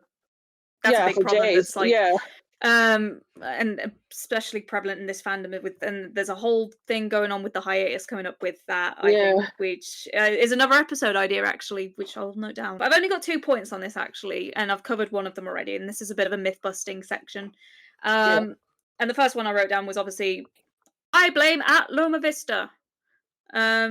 I think we've covered this pretty much in this, and it's basically, if you've listened to this, I think you can see where we're coming from, where it's like, they don't control the touring monopolies, especially because they were a smaller label when they first started. I think Live Nation wouldn't have taken them that seriously. And then the next thing I've wrote down is they don't control the venue ownership and they don't control the ticketing platform. So if something happens at a venue and you go at Loma Vista, this happened, you're wasting your time. That's pretty much all I've got to say on that. Like I said, I think we've pretty much covered it. Yeah, I do have one thing I want to say. You can cut this out if it's not appropriate or No, that's anything. fine. But basically, it's a good example is the things that went on with a certain goal. People were like Yes. adding Loma Vista to be like, get rid of this goal because of things that they've done. And it's like, no, you need to message At Rick Rick Sales. Sales. You need to email Rick Sales. Second people find out who they actually email, It happened. it happened. He's gone.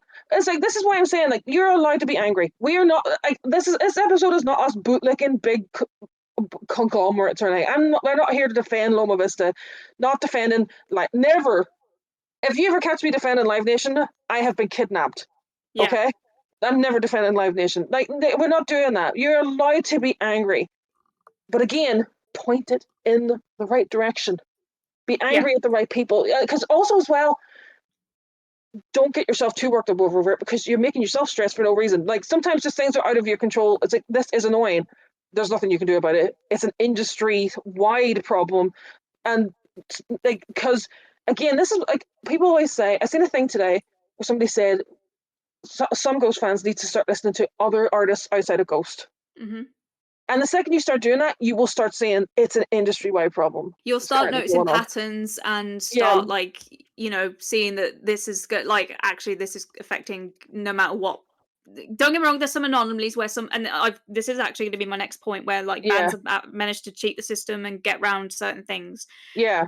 But for the most part, not everyone has the control. Yeah. Which so that's what I'm saying. Like that was my more main point is, again, like, we're not saying don't blame Loma Vista, just blame them whenever it's their turn to be blamed for something. Absolutely. And yeah. Sometimes it is their fault, but a lot of the times it's not. Yeah. It's a bit like what's happening at my job at the minute, where like the customer service team are getting shouted at for what the warehouse is doing. Yeah. But You know, right, this is gonna piss some people off. yeah. And I've put this in quotations. Ghosts could just turn off dynamic pricing. Oh, right, here we go. I've researched into why this is not apparently doable. But Alva, Robert Smith did it. Yeah. I'll tell you why.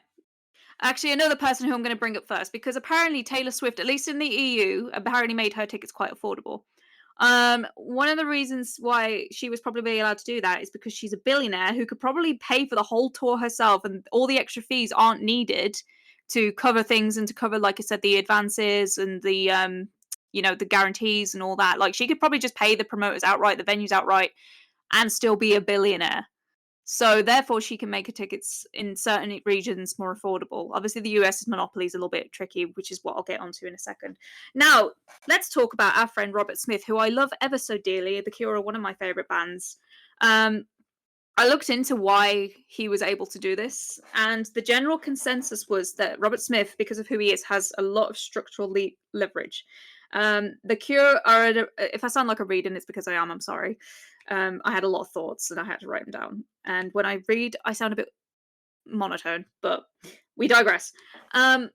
So the Cure are a legacy act arena level with a multi-decade catalog value. They sell consistently. They don't need an aggressive margin expansion to survive. They can accept a slightly lower gross for fan goodwill. And the promoters know if the Cure don't tour, we will lose a major revenue event. So basically, they want to book the Cure no matter what happens. Robert Smith is 40 years into his career. He's not scaling up, he's not paying off large advances, and he's not building an infrastructure. He has catalog revenue, publishing income, and long-term financial stability. That gives him the flexibility to sacrifice upside down. Ticket pricing power depends on tour ownership, financial independence, promoter leverage, production scale, and career stage. Now, Ghost operates like a theatrical arena act. So they've got a high production with custom stage, costumes, pyro, large crew, freight heavy touring. And that makes their nightly burn rate high. If a show costs $800,000 to $1 million to put on, you'll need the ticket pricing to protect that margin. So why don't Ghost put on a smaller show, you say? Possibly that could be done. But like we said earlier, like, who wants to see Lady Gaga with a black backdrop? Fans like us, possibly, like, we wouldn't care, but like I said, the majority of the public are a bit more simpler and a bit more, they just want to go see what's been said, has been, there's an expectation to live up to almost. Yeah. And obviously Tobias doesn't want that, and the people higher up around him won't want that, so they're going to be getting into his head being like, well, you've got to put on the best you can and blah blah blah. Yeah. And believe it or not, Ghosts are actually still in growth mode, which is obviously, again, there's been said, like, obviously they're at a peak at the minute, but they've still got places they could go and things they could do, and they've only just hit the peak. So there's still a lot of like long-term value to build where they become like a legacy act like The Cure. Now, who actually sets the ticket price? And this is something that's severely misunderstood in the industry. Artists rarely set the final ticket prices. It's usually negotiated between an agent, promoter, a venue, and a ticketing platform. And dynamic pricing is often, especially in the US, a promoter side revenue protection mechanism. An artist can reject it, but they then may need to accept a lower guarantee, a higher risk share, or a different deal structure. Basically, a big too long didn't read. The promoter guarantees need to be protected. And I mean, if we look at like the way Skeletor has been selling in North America, it's looking like there's a lot of losses. So if they'd have took the ticket value down to even less, it probably, I mean, you could argue that if the tickets were more affordable, more people would come, but I feel like there is definitely something going on where that price, for some reason in the US, I'm guessing because of, again, global political stuff and Yeah. tariffs and all that stuff, it's like the markup is so much higher. And also like currency exchanges, and there's a lot of stuff that plays into it. So Plus, we have absolutely no consumer protections at all this is Yeah, I the was gonna we've say tried that. several times. yeah, and this is the So thing. The companies want to be big capitalistic people, whereas in the EU, we've got certain laws in place to stop that. Yeah, because like like whenever you're buying a ticket in the EU, says the ticket's like 22, like £22. You will at max probably be paying 27. Yeah. Like that's at max. Where in America, $22 ticket ends up being $60, $70 because of all of the added shit that Ticketmaster can add. Yeah, You know, breathing fees. you breathed on the website. You looked at the website. You read some lines on the website text. You scrolled slightly. You waited at a Yeah. queue text. You know, like, and also as well, like some artists do actually get money from dynamic pricing. I don't think all artists get access to that. I think some do, some don't. You know. I mean, Because I remember, again, Sleep Token's another one I can grab. Like, people were like, why the fuck is Sleep Token's tickets $900? You know? And it's like, because they're dynamic pricing. in.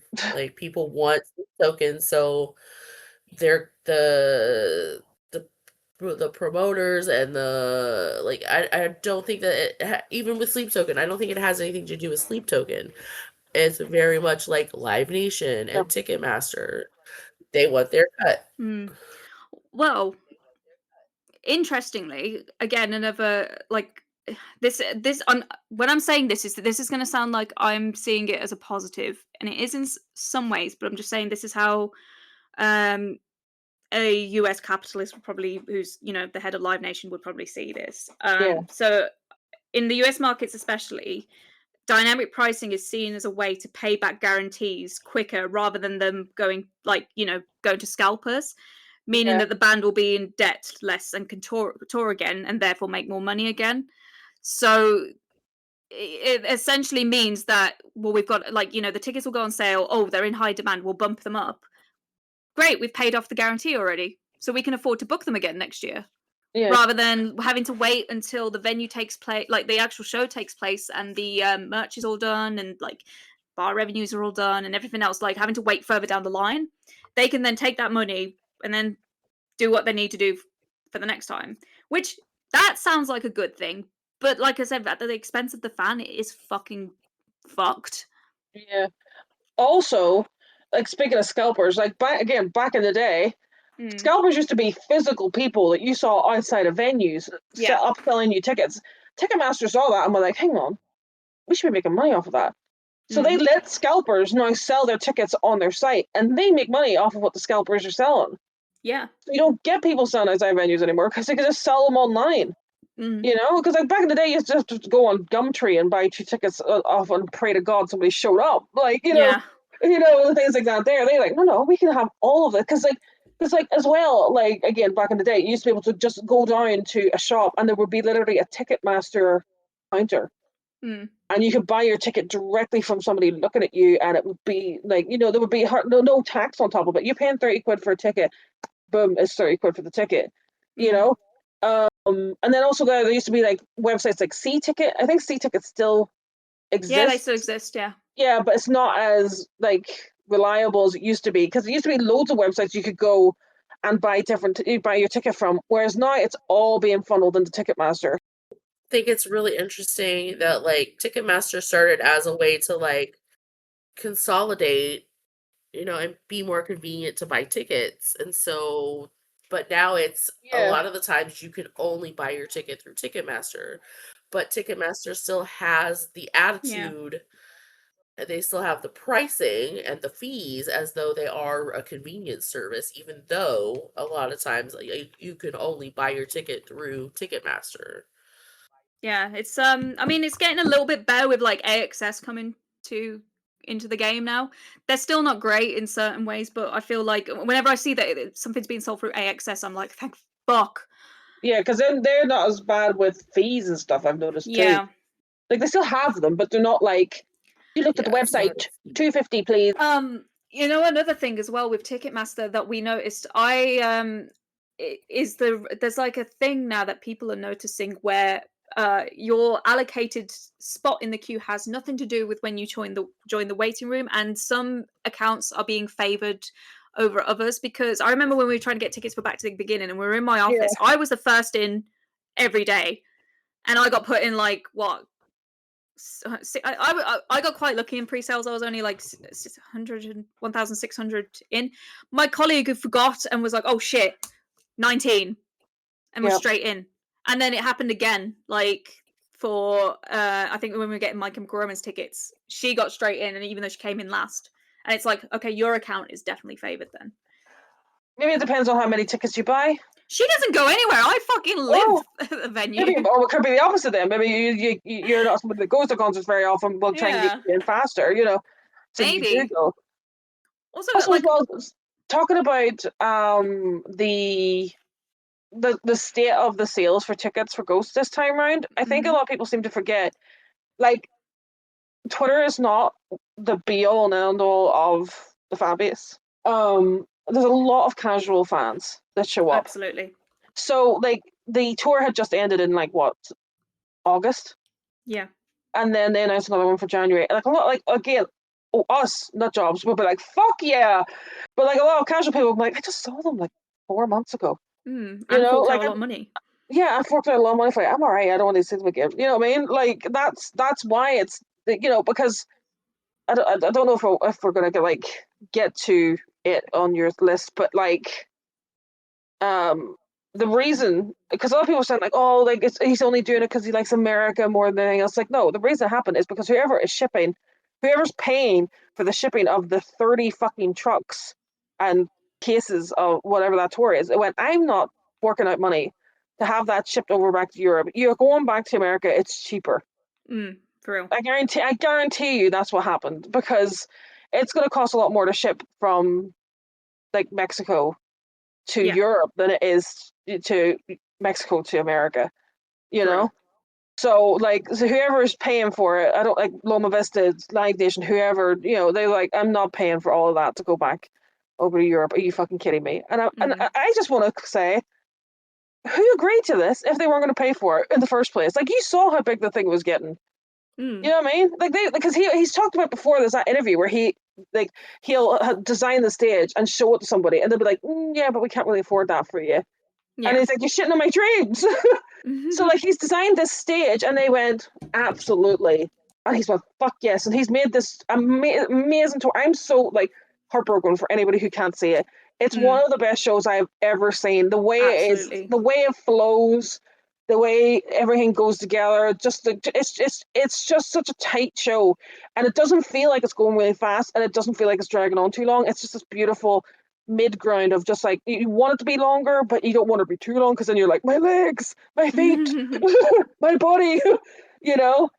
But like, I'm so sad for anybody who doesn't get to see it. Like, I am honestly heartbroken, because it's probably the best tour they have ever put. I am so grateful I got to see it, because Honestly, it's like, probably the best tour he's ever put on.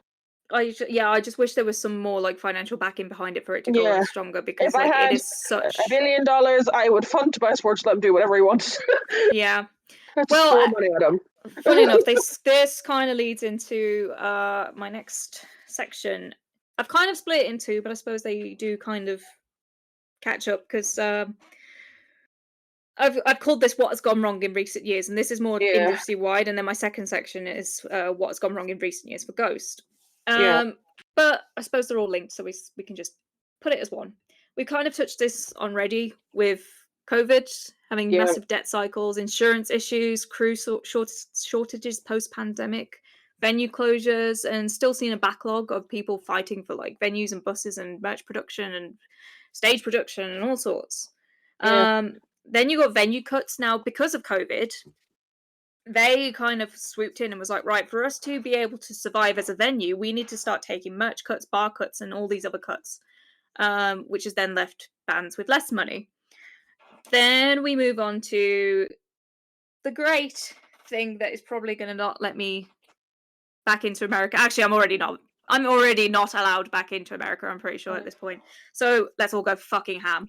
We've got the Orange Man and his tariffs, and obviously there's tariffs on vinyl production, importing merch blanks between Europe and the US or anywhere else, stage gear, and obviously international touring freight. And then with the Orange Man, you got like the things like the visa fees, tariffs, like I said, storage fees, customs fees, and now also band safety. Yeah. With everything going on. It's fucked. There's just like a whole thing where like obviously things are getting more expensive because someone decides they want to send money to a certain is not real country and also want to bomb the shit out of a bunch of others for Yeah. no reason. And then also be buddies with a guy that has an island, and so that they can like like transport human people and treat them like they're goods and services. Yeah. So it's just all of this shit. It's like we're living in odd times. Mhm. We've lived through them before. We'll live through them again. We just have to kind of like Tobias keeps saying as well. It's 3, like he's aiming for 3 years. Because of Trump. I'm hoping it's less. Yeah. Like one thing I will say though, like because of COVID and everything, No. we'll never go back to normal. Like whatever normal was before that, with Trump the way he is, No, the way nothing is he is, ever we'll going to never be go the back to normal same. before that because a floodgate has been opened, and it's horrible. But you know, ugh, I have so much I want to say, but I don't also want to get arrested. Yeah, I mean, okay, one thing I can bring up that's a thing that's been actually a recent thing. I mean, so While She Sleeps is they're a Yeah. British band, and they've also said they're taking a break from pausing because of the industry being so fucked right now. There's a big Kerrang article about it. Please go read it. It's actually really like insightful, and I'm reading. There's so many parallels that I'm seeing between them and what is kind of Toby's hinting at with taking a break. Yeah. To that, and like unfortunately for European bands, they can't afford to just do Europe and not do the US anymore. It's just the way it is, sadly. Yeah. I mean, bearing in mind, like I said, what was it in the States at the minute? Like y'all got $7 Yeah, eggs or it's something. not good. There are Like there are Yeah. regions that are like as So- bad as 13 for eggs. So I remember, I think it's Parkway Drive. They had the same thing where they had to Yeah. cancel a bunch of shows. They're also a massive, big production band. I think I've said this on here before. Yeah. Great show, one of the best I've ever seen. They have that bit where he like floats out on the, like a part of the stage. It's like all fire and all coming out of it. Yeah. Like But they couldn't afford to do it anymore. Yeah. So they've had to stop. And I think a lot of bands now that they would, it's not even just the bands. I think a lot of people who are just business people in the music business are Yeah. like saying, you can't downscale because then we're going to get all these angry people saying this isn't the same as what Yeah. I've seen advertised. So what do? You just don't do, like you just got to not do it all, I guess.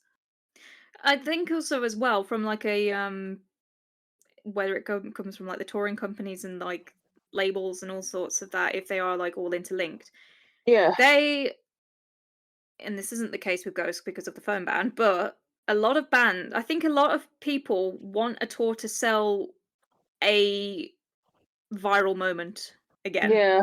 They want it to go on TikTok because look at this batshit show. More people will want to go see it.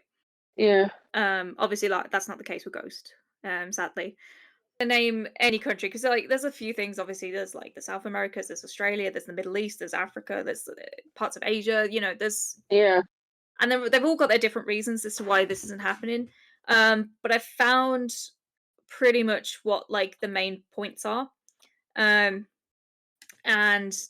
I think a lot of people don't. They get obviously rightfully get angry and hurt, and like Yeah. with anything that we've discussed through this, they'll see it as like the band don't care or don't want to come. But there's a lot going on behind the scenes that I don't think if you're into the like music the same way as like I am in terms of like industry and how it works and stuff, then it's just things people gloss over. So we're gonna work through these. So one of them is currency risks in certain areas.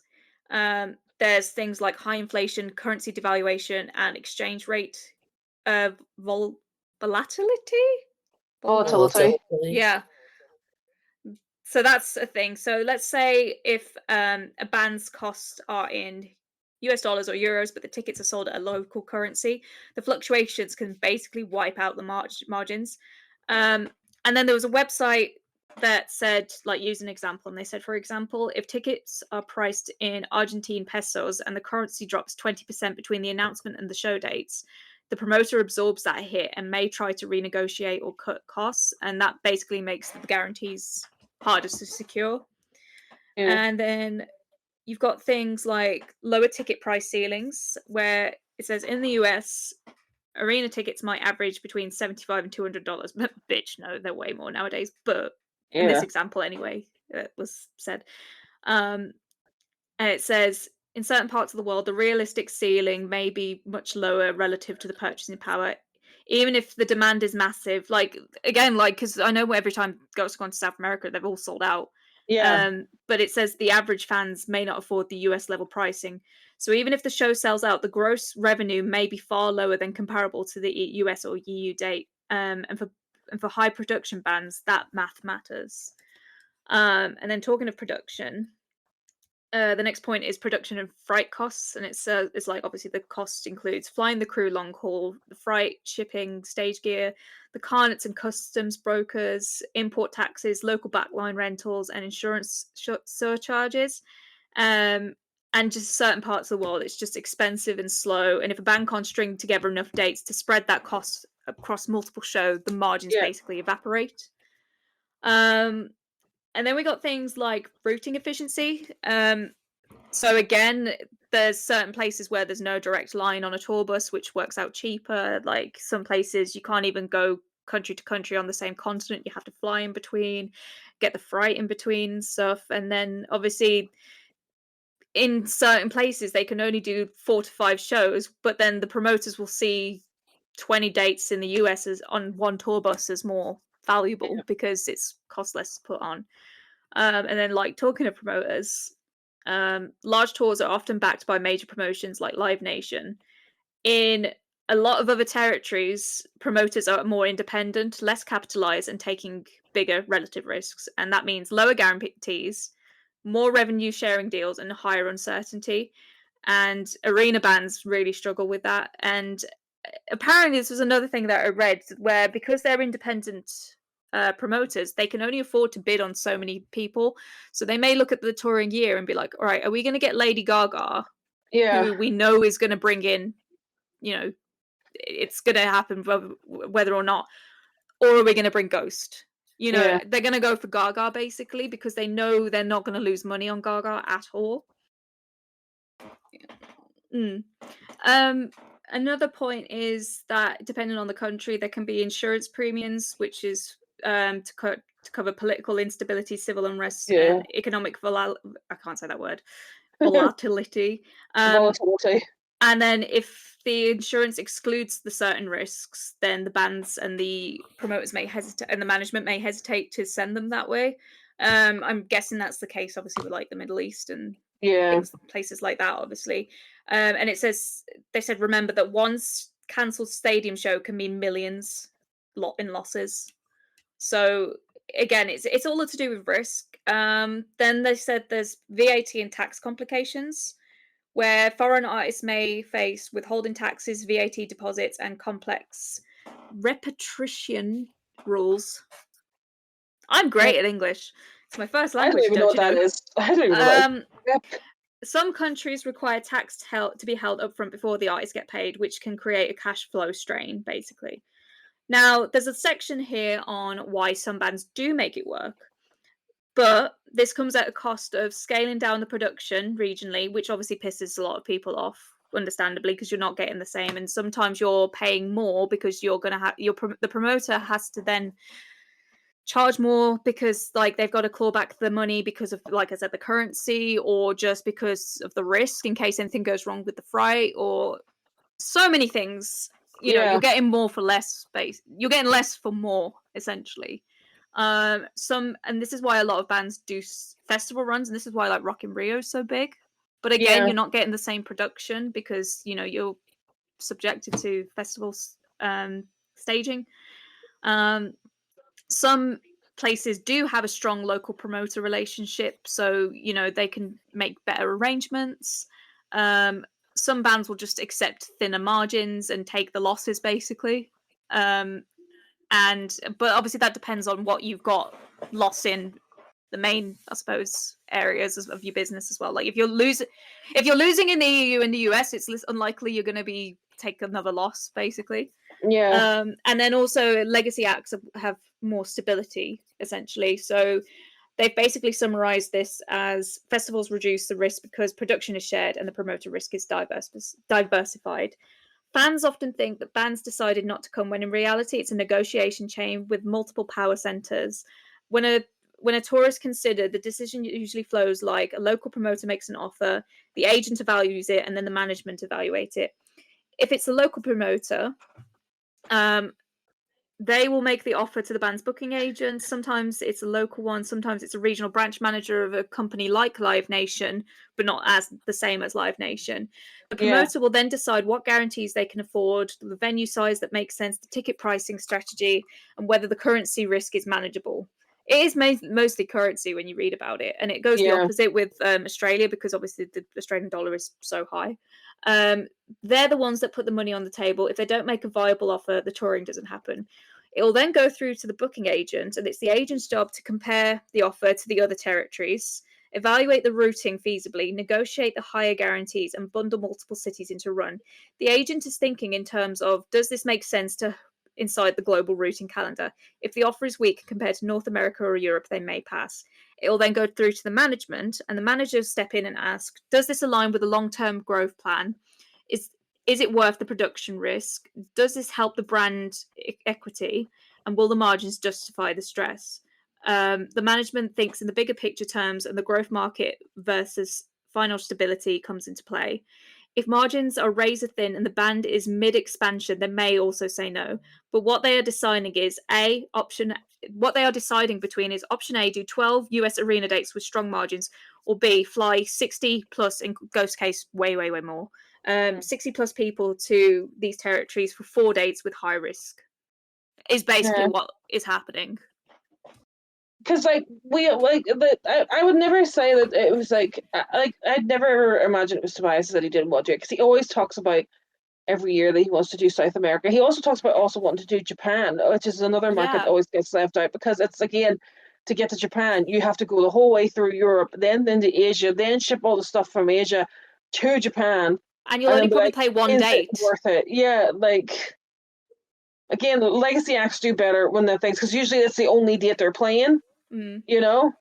And so they like shipping them all the way to Japan for like one show they like, yeah, we'll do that because it's like the one show we're doing this entire year anyway, you know?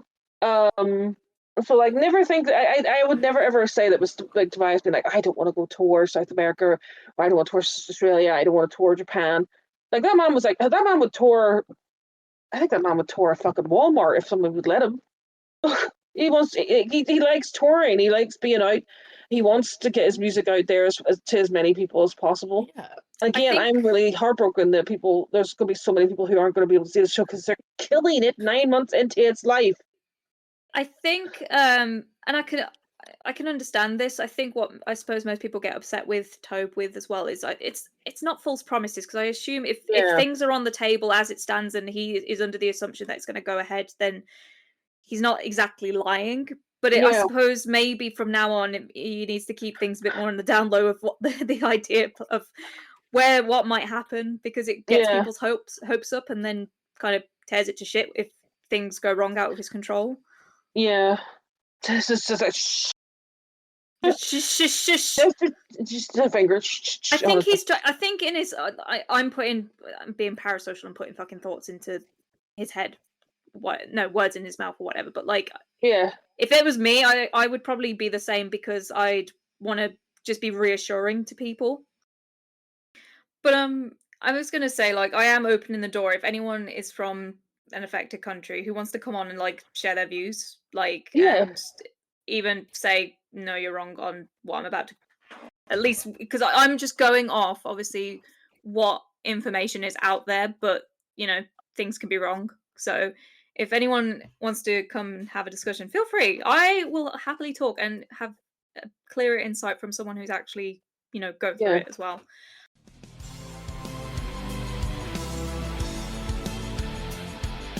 I am all ears. The Ghost Fancast.